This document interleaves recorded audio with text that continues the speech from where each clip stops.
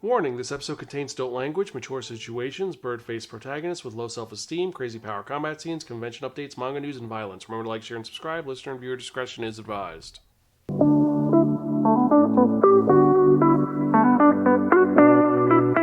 Hello and welcome to another episode of the Spiraken Manga Review. I'm your host Zan, saying konnichiwa, aloha, bonjour, and what's up? Hope you're doing good and hope you're excited for another fun-filled episode of this awesome podcast you can find at www.spiraken.com and at youtube.com/@Spiraken. I hope you're excited for another fun-filled episode. But before that, I'd like to thank everyone who is checking me out today. You all are awesome and hope you're doing great. And for everyone who was at Animazement, I hope you had a great con. I had a blast. We're going to be talking about how that was in a upcoming con report. I'm currently working on it, so we're going to get to that in a bit. And again, apologies for my background. For those of you who are not aware, I'm currently moving, so things are moving around. But I digress, so let's actually get to it, because if you remember from that last episode, I spun that one, that only, the Wheel of Manga, and it dictated to be there reviewing a pretty unique manga, a very, well, familiar manga. Let's get to it. So, in the last episode, we're talking about a manga that was written by Sui Ishida. Yes, the creator of Tokyo Ghoul has created a new manga series. This one was inspired by a bunch of events, and, well, it's a different take on certain elements, but we're going to get to that in a moment. This was published by Shueisha, brought over here by Viz Media. It technically is under the Signature line, so this is for adults. It's a seinen series. This was released in Weekly Young Jump magazine. Its original run was 2021. It's still coming out to this day with currently 8 volumes.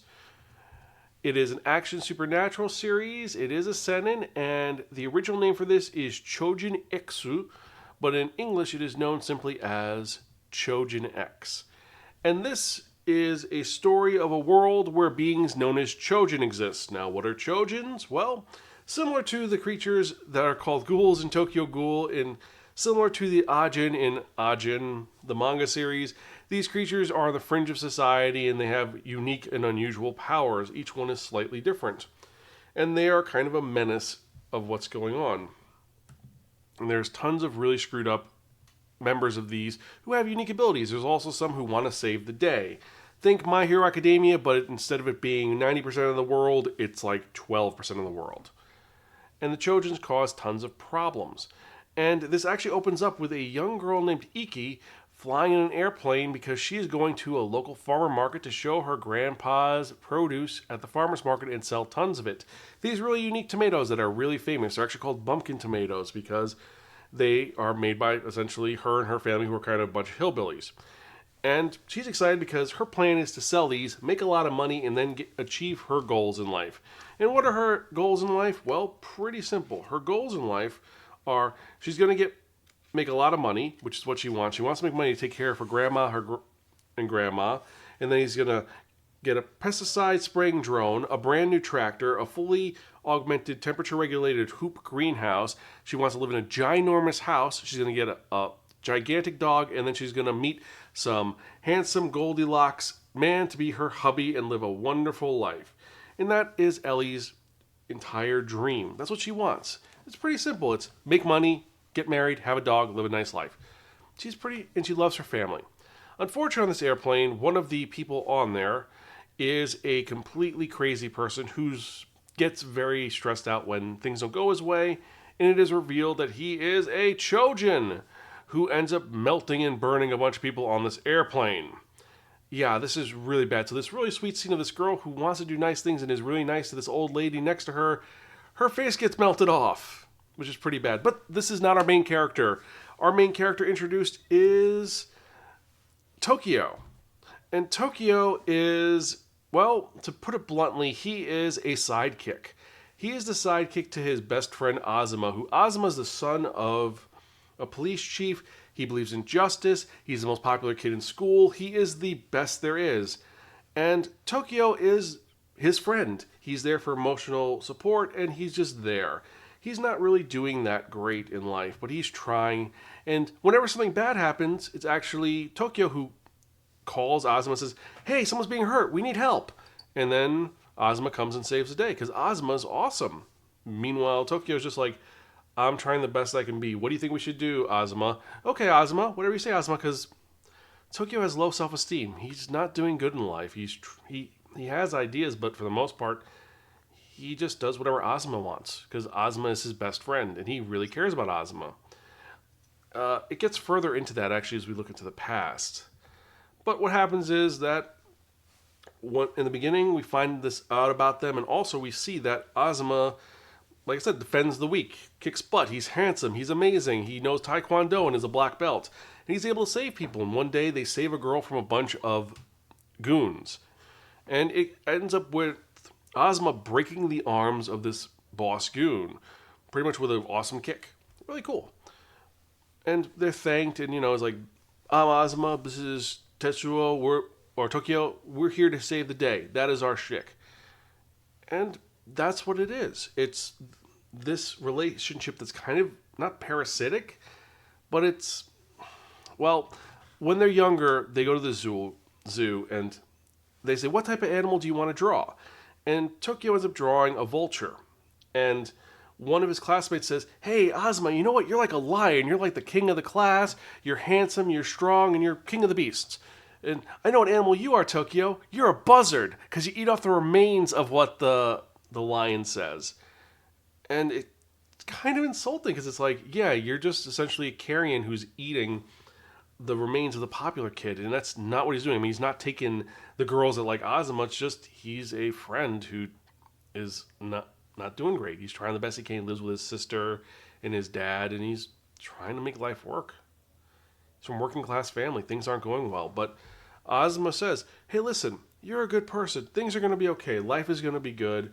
And you know what? The buzzard is the fastest bird there is. Can travel faster than cheetah when they fly down. So be happy with who you are. So he's happy with his lot in life as essentially the sidekick to Azuma.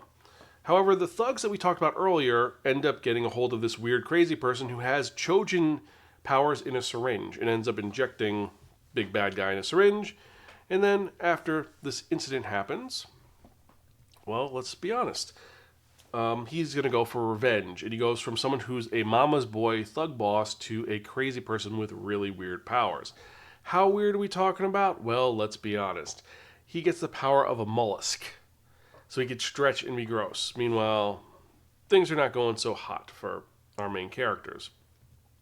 Because they're there to clean up a wreck, and this guy shows up to beat them up, and he goes crazy. He ends up killing his crew, and he is drugged up and just nuts at this point.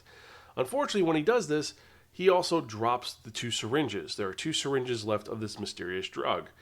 And Azuma goes to grab one and use the injection, but Tokyo is like, I can't let you do that. Because if you did that, something bad would happen. And I couldn't look myself in the face if something happened to you, so let me do this. I want to be a hero like you are, emulating your skills. And that's what happens. He ends up injecting himself with this drug. He doesn't know what it's going to do. It could be poison, but apparently it's supposed to give him powers. And Tokyo ends up becoming a superhero. Well, kind of. He ends up injecting himself with this drug, and craziness occurs. He ends up becoming super fast and getting a beak. Because apparently the power works, it's whatever is in your mind that you most want to be. So the mollusk is shelled and protective. Obviously, bestial Choujin Tokyo Kurohara becomes a bestial. He's fast and can fly, and he's essentially a buzzard, but he has a beak nose. And he gets power, he beats the bad guy up, but then turns out he can't turn back to normal. His face is still a beak. He doesn't know what to do. He saves Azuma, tries to bring Azuma back, says, okay, we got this, I'll take you to the hospital. Azuma freaks out and says, get away from me. They'll just look at you weird if they see you at the hospital, so you should go home. So Tokyo kind of hides and doesn't know what to do. And this is him learning about his powers, also finding out that he could talk to birds. And then we find out what happened to Iki. Because earlier, like we said, Iki survives the plane crash. More importantly, she survives the burns because she's a Choujin with the power to absorb powers. More importantly, she absorbed the guy who shot the fireball at her his powers. So she's a copycat. And he's going to teach her to be the best she can be. Meanwhile, she's like, I don't want that. Fuck that noise. I'm leaving. And she tries to escape, and she has to use all of her special abilities to save the day while being in Tokyo. And what are her special abilities? Well, she is a tractor expert, so she steals a tractor and drives away in the weirdest chase ever. This manga is crazy. And then from here it gets more odd, because it's a be careful of what you wish for story, and also a not parody of Tokyo Ghoul, but it is some very similar beats to it, where we have, well, let's be honest, it is a story about someone who gains powers that are not exactly what they wanted, and they're dealing with what happens. Eventually, they get the powers, they learn about the powers, and then they adapt from that. That is what Choujin X is about.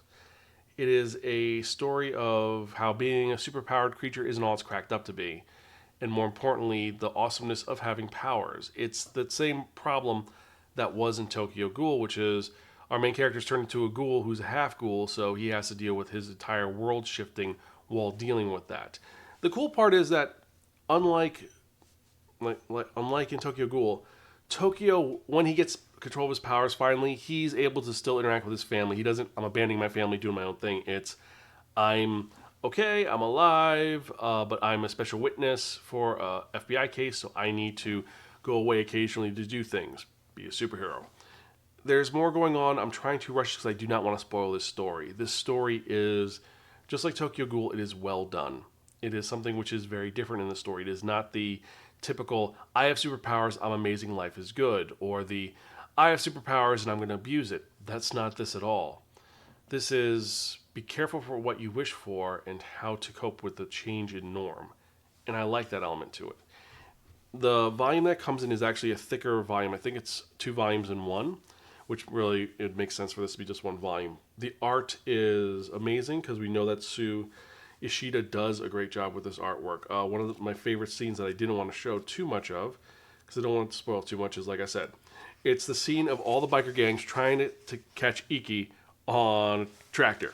And they're all wearing sheep masks for reasons they don't really explain. But it's just such an insane scene. It's that scene for art because the tractor looks really well done. And the other one, which is really cool, let me get to it, is later on another Choujin shows up to assess and or kill Tokyo. And this one turns into a giant white snake. And it's something very different. It's not the typical powers of, oh, I'm strong, oh, I'm weak, or like in My Hero Academia, you know, I have the ability to turn invisible. I have a naval button. I can make purple things pop off my head. It's not that weird. It's more, you transform into abilities similar to an animal or a mimic, and that's your ability. Apparently there's someone who has the ability of iron cloth. They can turn things into iron. They're unique abilities, but they're weird. So I do like that. Overall, it is a story that is well done. The manga is one which makes me want to read more about it. It is weird, and the image is a little off-putting. Like I said, this is a really weird image. And the fact that it is from the creator of Tokyo Ghoul, you can either love it or hate it. But I think that you will enjoy it. There is some sex humor in it, not too much, nothing crazy. And some of the characters are really weirdly designed. Like the all-American guy who Iki has a crush on, who is actually a hero. Well, he looks like someone from Cromartie High School. He has the square jaw, square chin, square head. So it's kind of weird. But I do love this story. I think it is one that you really want to check out. And for that reason, I have to give this I'm going to give this our second highest rating of Borrow from a Friend, Don't Return Unless You're Offered Pocky. This is a story about power and having power that's different, and also dealing with the stigma of being non-human anymore. This has been told before, and that's why I kind of dinged it. Because it is being told in a way where it's like, okay, there are a lot of similar beats to so many other stories, but the artwork is different, the concept of the power is very different, and I have to admit, when you find out that his power also is he can talk to birds, it's kind of cool, and it makes sense that the character is not the main superhero. He is, like I said, a sidekick essentially. He is the one who's the tag-along, who gets the powers. Meanwhile, the other person doesn't get the powers, and then Ozma has to deal with that situation, which shows more that Ozma is using Tokyo for his own ends. And that part makes their friendship kind of, more interesting, I think. But if you agree with me or if you disagree with me, you can email me personally at Xan, that's Xan, @Spiraken.com. Let me know your thoughts on if you like this, if you didn't like this, if you read Choujin X and you think that this is overrated, or if you love this, let me know. Email me, zanspirekin.com, or tweet me at Spiraken. Let me know your thoughts. And also, random question of the week is going to be, what form would you take as a Choujin? What do you think your animal ability is, or what power do you want? I mean, personally, I would want a healing factor like Wolverine, but realistically, I think my power would be the ability to stretch, probably like a Mr. Fantastic situation, or if it's ability I could choose, I mean, let's be honest, I like Gambit, I'd like being an energy projector who can control it, not someone who can't control it. So, yeah, that's my thoughts on that. So, anyway, with that in mind, let's actually get to the manga releases for the week, and we've got a bunch from this week. So, starting off from the top, we've got The Blue Wolves of Mibu, Volume 2. Yes, this is the second volume of this very crazy series that, well, it's a retelling of the story of the Shinsengumi. And it's hinted that the main character is supposed to be Saito, but we're going to find out when I eventually review it. I have put it on the wheel. Next is The Country Without Humans, Volume 5. Breakfast for the Two-Tailed Cat, Volume 2. This is a story of someone who is having breakfast with a bakaneko. Didn't I say to make my abilities average in the next life? The light novel, Volume 18. Dungeon Builders, The Demon's King's Labyrinth is a Modern City, the manga, Volume 9.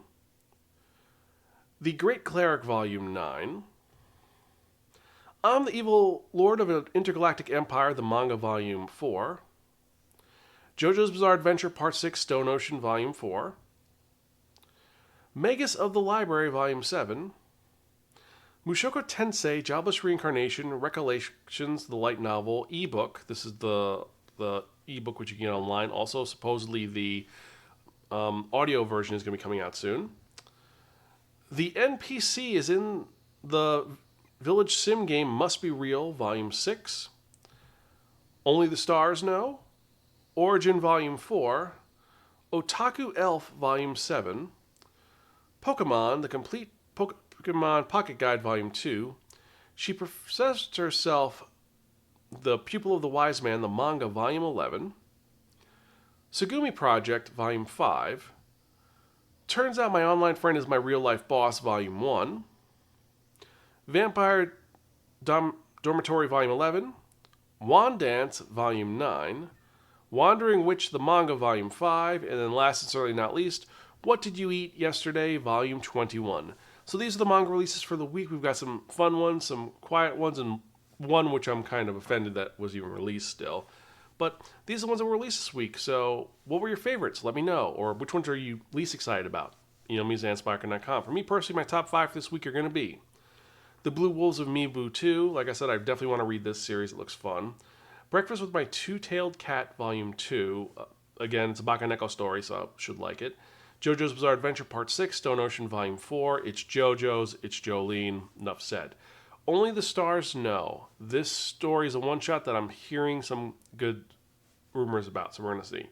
And then Turns Out My Online Friend Is My Real Life Boss, Volume 1. This one looks like it's a buddy story. We're going to find out if it is or not. So we'll find out. So, anyway, so those are the releases for this week, and as usual, I want to thank each and every one of you who are checking out this podcast. Every email I get, every comment I get, it gives me more motivation to keep doing this podcast, and I love doing this.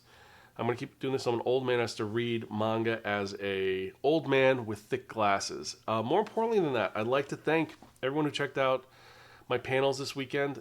It was a blast seeing you. Some of you were awesome to meet. You know who you are. I would shout out everybody, but I'm going to save that for my con review. I got a lot of pictures and a lot of statements about what's going on and my thoughts about the situation. I wasn't able to see some of the panels I wanted to go to, but that's just because, well, conflicts in schedule. So, yeah, that's my thoughts on that. But I digress. So, with that in mind, remember, if you have any questions, you can email me personally at Zan, that's XAN at Spiraken.com. You can tweet me at Spiraken. And, more importantly than that, if you are watching on YouTube, remember to like, share, subscribe, click on that bell for notification. And also, go to our website, Spiraken.com, and subscribe. If you're watching on Apple Podcasts, definitely leave a comment. Let me know your thoughts on if you enjoyed this. If you don't enjoy this, your thoughts on what's going on and what I can improve to make this better. Now, with that in mind, let's get to the part that you have all been waiting for, the most popular part of this podcast. And what are we talking about? We are talking about that one, that only, the Wheel of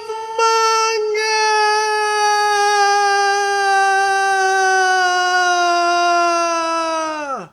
Yes, friends, the Wheel of Manga, except no substitute. Now, what is the Wheel of Manga? The Wheel of Manga is a Wheel of Fortune with 10 slots on it. And what I've done is I've assigned a manga title to each of the 10 slots. So we're going to spin the Wheel of Manga, and whatever number it lands on, that manga that's in that spot is what I'm going to review in the next episode of the Spiraken Manga, episode 560. 560 episodes and 560 mangas. We have tons of great titles on here. Everything from Tying the Knot with an Amagari Sister to Tokyo Terabera Girls and so many others. So let's spin and see what we're going to review, shall we?